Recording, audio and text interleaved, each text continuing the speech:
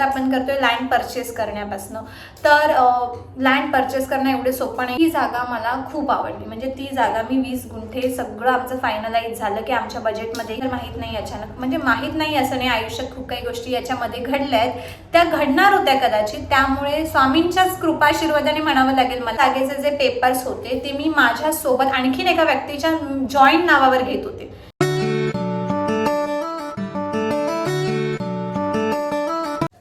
नमस्कार, मी जुईली सुधीर पालव. Dream land project या आपल्या यूट्यूब चॅनलवर सर्वांचं स्वागत करते. तर आपण एक नवीन यूट्यूब चॅनल सुरू केलं आहे, ज्यामध्ये मी एक लँड परचेस केली आहे. एक छोट्याशा माझ्या शॉर्ट व्हिडिओवरनं तुम्हाला ते कळालंच असेल. तर त्या लँडच्या रिगार्डिंग मी काय कशा गोष्टी करते, त्याचबरोबर मी कशा प्रकारे लँड बाय केली, हे सर्व डिटेल्स मी तुम्हाला या व्हिडिओमध्ये देणार आहे. तर तुम्ही हे जे व्हिडिओज येत आहेत किंवा हे जे व्हिडिओची सिरीज येत आहेत हे पूर्ण बघाल, हीच अपेक्षा आहे माझी. सगळ्यात महत्त्वाची गोष्ट म्हणजे सुरुवात आपण करतोय लँड परचेस करण्यापासून. तर लँड परचेस करणं एवढे सोपं नाही, हे तुम्हालाही माहीत आहे आणि मलाही माहीत आहे. तर ह्या सर्व गोष्टी खूप अवघड होत्या. या कशा टप्प्यांमध्ये मी पूर्ण केल्यात हे सगळं मला तुमच्याबरोबर शेअर करायचं आहे.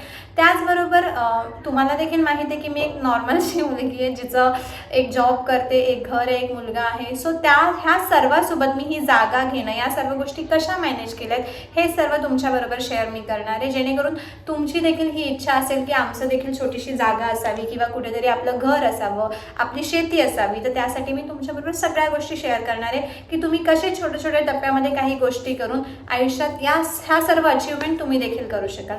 तर सुरुवात अशी झाली की गेल्या वर्षीच्या जून, म्हणजे गेल्या वर्षीच्या स्टार्टिंगपासून मला बऱ्याच वर्षापासून अशी इच्छा होती की माझी स्वतःची छोटीशी का नाही जागा असावी. पण माझं बजेटही नव्हतं आणि तेव्हा सुरुवातीला परिस्थिती तेवढी चांगली नव्हती की मी जागा वगैरे विकत घेऊ शकेन. पण तरीही असं इच्छा होती, त्यामुळे छोट्या गोष्टींमधून थोडीशी ओळख निर्माण करून की कोकणात जागा घ्यायची असं ठरलं होतं. तर एकतर मी मालवणची आहे, तुम्हाला माहीत आहे. पण मालवणला जागा घेणं सोपं होतं, पण जाणं येणं अवघड होतं. की मालवणला जायचं म्हणजे तिथे गेल्यानंतर पुढे ट्रॅव्हलिंग हे ते. आणि मालवणला खरं तर विकत जागा घ्यायची गरजही नव्हती, कारण गावी खूप जागा आहे, पप्पांकडे आहे, मम्मीकडे आहे, कुठेही मिळाली असते. पण असं होतं की मी आणि माझा मुलगा दोघंच असल्यामुळे आम्हाला जाणं येणं काही शक्य झालं नसतं. त्यामुळे मग आम्ही मुंबईत सर्च करायला सुरुवात केलं. मुंबईत सर्च करायला सुरुवात केलं खरं, पण जेव्हा आम्ही जागेचे रेट्स ऐकले किंवा काही ऐकलं तेव्हा काही आम्हाला, आता मी मुंबई म्हणते कारण आम्ही कोकणातले असल्यामुळे आम्हाला ही सगळी ठाणा पण आम्हाला मुंबईच वाटतो. म्हणजे आम्ही ठाण्याला पण मुंबईच म्हणतो. त्यामुळे मुंबई म्हटल्यावरती तुम्ही डाऊटमध्ये जाऊ नका. मुंबईचा अर्थ असा आहे की आपण कर्जत साईडला किंवा कसारा साईडला, या साईडला आम्ही जागा बघायला सुरुवात केली. सुरुवातीला आधी माझं होतं की 10 गुंठे 5 गुंठे किंवा 3-4 गुंठे एवढी तरी जागा आपण तात्पुरती घ्यायची आणि तिथे थोडीफार शेती करायची, झाडं लावायची, या विचारांनी मी जागा सर्च करायला सुरुवात केली होती. पण नंतर जेव्हा जागा सर्च करायला सुरुवात केली तेव्हा मग सुरुवातीला आम्ही गेलो होतो टिटवाळ्याला. कारण टिटवाळ्याला आम्ही एक बंगलो प्रोजेक्ट पाहिला होता. त्या बंगलो प्रोजेक्टचे कदाचित माझ्याकडे आता फोटोज असतील की नाही माझ्या लक्षात नाही, पण असतील तर मी यामध्ये ते छोटीशी त्याची क्लिप किंवा त्याचे फोटोज साईडला ॲड करेन, तुम्ही बघून घ्या. तर तो प्रोजेक्ट आम्ही पाहिला होता. तर तो 2 गुंठ्याचा, 1 गुंठ्याचा, 3 गुंठ्याचा असा प्रोजेक्ट होता आणि तो 20-22 लाखाला जाणारा प्रोजेक्ट होता. आणि त्यात करून असं होतं की 1-2 गुंठ्याच्या जागेमध्ये ते आपल्याला एक 1 BHK किंवा 2 BHK असं घर वगैरे बनवून देत होते. पण त्याचा सीन असा होता की आपण 20-25 लाख रुपये घालवणार त्यामध्ये, पण जोपर्यंत आपली एक सर्टन 10 लाखाची वगैरे अमाऊंट कंप्लीट होत नाही तोपर्यंत ते आपल्याला पोझिशन देणार नाही. मग माझं असं होतं की एवढे, आणि मला आता लगेचच तिथे राहायला तर जायचं नाही की मला बंगला किंवा घराची गरज आहे. मला फक्त तिथे सुरुवात डेव्हलपमेंटपासून करायची होती. आणि जेव्हा मी तिथे गेले आणि जागा वगैरे पाहिलं त्यानंतर मला असं वाटलं की हे 1-2 गुंठ्याच्या जागेमध्ये, एवढ्याशा जागेमध्ये डेव्हलपमेंट किंवा झाडं लावणारच किती आहे आपण. सो मग आम्ही तो टिटवाळ्याचा प्लॅन कॅन्सल केला. टिटवाळ्यानंतर तिकडची शहापूर साईडला पण जागा होती, तिथे देखील आम्ही 2-3 ठिकाणी जागा पाहिल्या. पण असं होतं ना की तिकडच्या जागांचा ना मला काही म्हणजे असं विश्वास नव्हता पडत, कारण तेव्हा आमच्या तिकडच्या साईडला ओळखीचं किंवा असं काही कोणीच नव्हतं. मग मी स्वतः ऑनलाईन सर्च करून मी आता बघा हे सगळं जागा बघणं किंवा सगळं करणं हे सगळं मी एकटीनेच केलं आहे. त्यामुळे थोडंसं मला अशी भीती होती की मी कुठेतरी फसेल किंवा मला कोणीतरी फसवेल, या गोष्टींची थोडीशी भीती होती. मग त्यानंतर आम्ही जागा बघायला, म्हणजे मी जागा बघायला सुरुवात केली कर्जत साईडला, म्हणजे कर्जत, वांगणी, बदलापूर या साईडला जागा बघायला सुरुवात केली. तर त्यानंतर असं कळलं की मी जिथे जॉब करते तिथे आमच्या इथे काका काम करतात, ते आहेत वांगणीचे, म्हणजे ते वांगणीचेच आहेत, प्रॉपर वांगणीचे. त्यांनी वांगणीत घर वगैरे घेऊन राहिलेले नाही आहेत, ते वांगणी त्यांचं गाव आहे. मग ते कळल्यानंतर माझ्यासाठी सर्व गोष्टी खूप इझी झाल्या, कारण त्यांच्या थ्रू खूप सारे ब्रोकर्स मिळाले ज्यांनी खूप साऱ्या जागा दाखवल्या. पण आपलं बजेट अगदीच कमी होतं, म्हणजे माझं बजेट फक्त एक, म्हणजे मी आता बजेट तर तुम्हाला एक्झॅक्ट नाही सांगत आहे, कारण की मी असं काही ठरवलंच नव्हतं की मी कुठच्या वेळेने कुठच्या बजेटमध्ये जागा घेईन. तर सुरुवातीला आम्ही पहिल्यांदा एका ठिकाणी जागा बघायला गेलो, तर खूप सुंदर जागा होती. त्यांनी एका वेळेस त्यांनी मला 2-3 जागा दाखवल्या. एक त्यामधले एक क्लिप आहे माझ्याकडे, ती मी इथे साईडला ॲड करेन, ती पण तुम्ही बघून घ्या. पण असं होतं की रेट्स खूप जास्त, म्हणजे 3 लाख, 3.25 लाख, म्हणजे 3 लाखापासून ते 4 लाखापर्यंत 1 गुंठा जागा. आणि तेवढं काही आपल्या 1 गुंठा जागाचं आपण 3-4 लाखाला घेतो, आणि त्यात करून आपल्याकडे असं आहे की 20 गुंठ्याच्या वर खालती जागा आपल्या नावावर सातबारा चढतही नाही. त्यामुळे मग तो प्लॅन आम्ही ड्रॉप केला. मग तेव्हा त्यानंतर मग एक आणखीन मला फेसबुक थ्रू एक नंबर मिळाला, त्यांनी एक जागा दाखवली. तरी त्यांनी 2 जागा दाखवल्या. एक जागा थोडी कॉस्टली होती, एक जागा खूप स्वस्त होती, म्हणजे 30-40 हजार रुपये गुंठा अशी जागा होती. पण ती जागा बघायचा एक्सपिरियन्स एवढा डेंजरस होता ना, की म्हणजे हे गाव आहे, गाव संपल्यानंतर 1-2 किलोमीटर आपल्याला जायचं आहे, पण जाण्यासाठी रस्ता काहीच नाही, असं शेतातनं जायचं आहे. उन्हाळ्यात ठीक आहे चला जाऊ, पण पावसाळ्यामध्ये त्या शेतामध्ये पूर्ण चिखल होता, आणि आम्ही गेलोच होतो भर पावसातनं ती जागा बघायला. पूर्ण पावसातनं त्या जागेवरती जाईपर्यंत चिखल होता. त्यानंतर आणि सगळ्यात महत्त्वाची गोष्ट, जागेच्या दोन्ही मधोमध, म्हणजे या साईडला जागा, या साईडला गाव, आणि मधून एक मोठी नदी जाते. सो त्या साईडला जायचं असेल तर ती नदी ओलांडून जायला लागेल, आणि पावसातनं ती नदी ऑलमोस्ट 15-20 फूट खोलीची असते, एवढं पाणी वरती असतं. तर पावसाळ्याचे जे काही महिने असतील, 3, 4, 5, 6 जे पण महिने जेव्हा त्या नदीला पाणी असेल, तेवढे महिने आपण आपल्या जागेवरती जाऊ शकत नाही. आणि तो इतका भन्नाट एक्सपिरियन्स होता ना माझा. एकतर त्या जागेपर्यंत पोचणं, म्हणजे उन्हाळा तर नव्हता तेव्हा, पण पावसाळा जेव्हा स्टार्ट होत आला होता, जून महिना सुरू झाला होता, तर तिथपर्यंत पोचणंच आधी आमच्यासाठी एवढं अवघड झालं होतं. आणि तिथे गेल्यानंतर मग जेव्हा आम्ही ती जागा जाऊन बघितलं, म्हटलं एक बोट लागेल आपल्याला, जी म्हणजे जागेसोबत एक बोट पण घ्यावी लागेल इकडून तिकडे क्रॉस करण्यासाठी. आणि पुढे मग त्यांनी आम्हाला असं सांगितलं की काही वर्षामध्ये गव्हर्नमेंट म्हणजे ग्रामपंचायती थ्रू आपण अप्लाय करून इथे आपल्याला ब्रिज होईल. पण तेवढं करणं काही शक्य नव्हतं, आणि माझ्याकडे तेवढा वेळही नव्हता की मी ह्या सगळ्या गोष्टींसाठी एवढा वेळ देऊ शकते.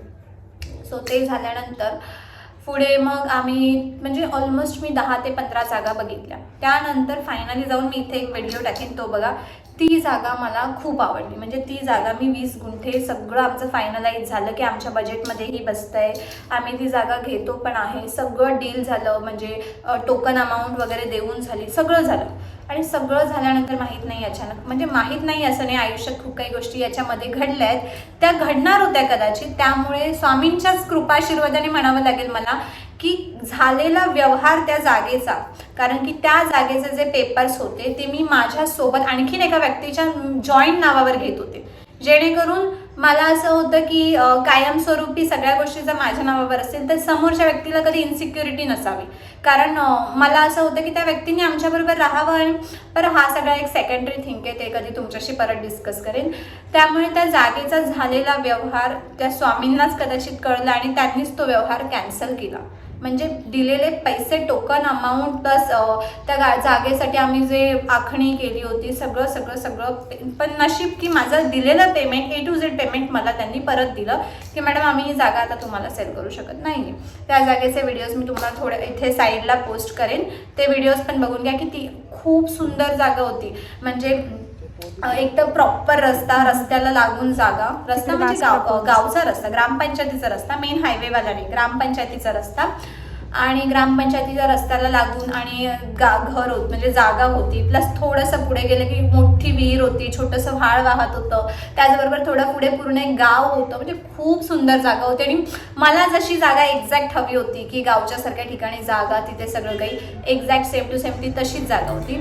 पण मग हे सगळं झालं आणि म्हणजे आयुष्यात खूप काही गोष्टी घडल्या आणि त्यामध्ये ह्या जागेचंही कॅन्सल झालं. जर आत्ता जर मी ती जागा घेतली असती तर कदाचित मी यावेळेस खूप मला पश्चाताप झाला असता, कारण मग ती जागा 2 माणसांच्या नावावरती असली असती आणि मग मला ते नाव परत वेगळं करणं एवढं सोपं झालं नसतं. त्यामुळे स्वामींनीच कुठेतरी ते सगळं काही कॅन्सल केलं आणि ती जागा जेव्हा मी बघायला गेली त्याचबरोबर आत्ता जो माझा प्लॉट आहे मी तो पण बघितला होता, पण तो प्लॉट तेव्हा मी कॅन्सल केला होता की नाही, मला हा प्लॉट नकोय, मला तो गावच्या साईडला मी प्रॉपर बघितलाय तोच प्लॉट हवाय. आता जो प्लॉट मी घेतलाय तो बंगलो प्रोजेक्ट आहे, म्हणजे तिथे ओव्हरऑल माझ्या आजूबाजूला पाठीमागे पुढे सगळीकडे बंगलो आहेत. पण तेव्हा मला असा वाला प्लॉट नको होता, तेव्हा मला एक्झॅक्ट गावच्या सारखा प्लॉट हवा होता, म्हणून मी या प्लॉटला कॅन्सल करून टाकलं होतं तिथल्या तिथेच की मला आता हा प्लॉट नकोय.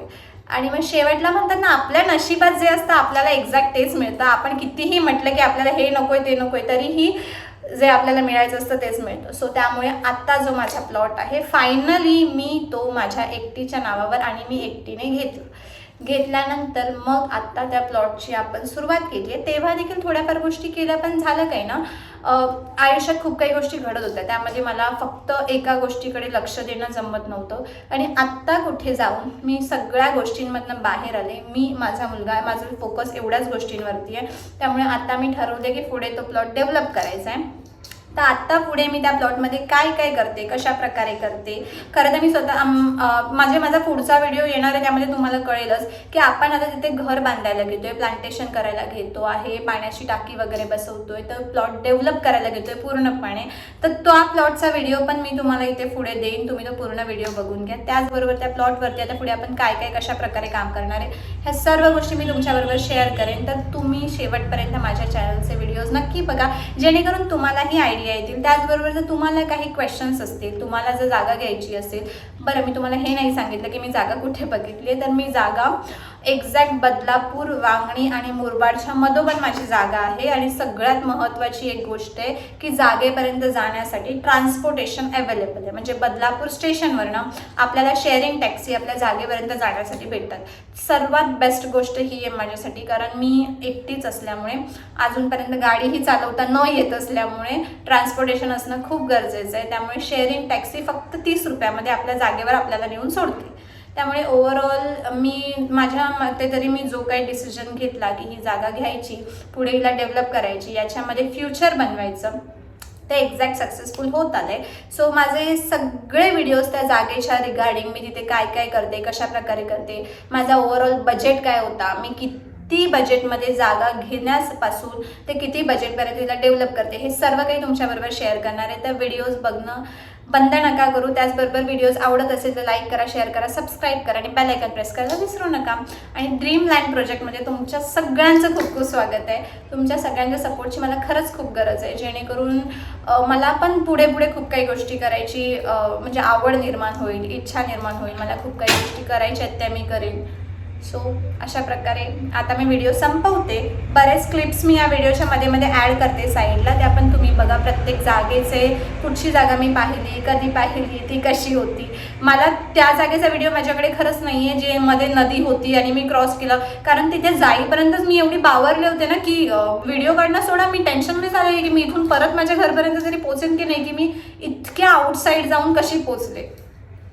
सो अशा प्रकारे मी व्हिडिओ इथेच थांबवते. व्हिडिओ आवडला असेल तर लाईक करा, शेअर करा, सबस्क्राईब करा आणि बेल आयकॉन प्रेस करायला विसरूच नका.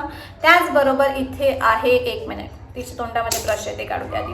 ही चेरी आहे, ही आहे चेरी, ही बघा, ही आमची पेट डॉग आहे. रुद्रा स्कूलला गेलाय. रुद्रा आला की त्याला देखील कुठच्या व्हिडिओमध्ये मी घेईनच. सो धन्यवाद.